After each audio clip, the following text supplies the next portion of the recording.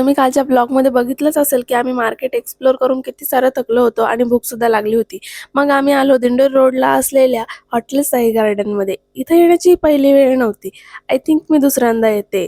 गेटमधून एंट्री करताच हा मोटू स्वागतासाठी आला आणि इकडे पतलूसुद्धा. आणि इथलं जे वातावरण आहे, इथले गार्डन आहे, ते इतकं सुंदर आहे. खूप छान असा परिसर त्यांनी सजवलेला आहे आणि सगळं काही असं निसर्गाच्या सानिध्यात असल्यामुळे इथे मन खूप छान रमतं. इथली वेगवेगळ्या प्रकारची झाडं आणि असलेलं डेकोरेशन, लाइटिंग्स हे सगळं बघून थोडा वेळ का होईना भूक विसरलो. त्यानंतर ऑर्डर दिली.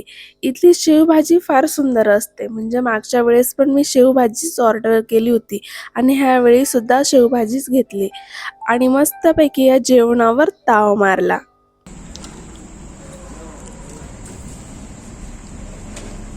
जेवण झाल्यानंतर इथलं मिठा पान हे खूप स्पेशल आहे. तुम्ही नक्की ट्राय करा. खूप सुंदर अशी टेस्ट आहे.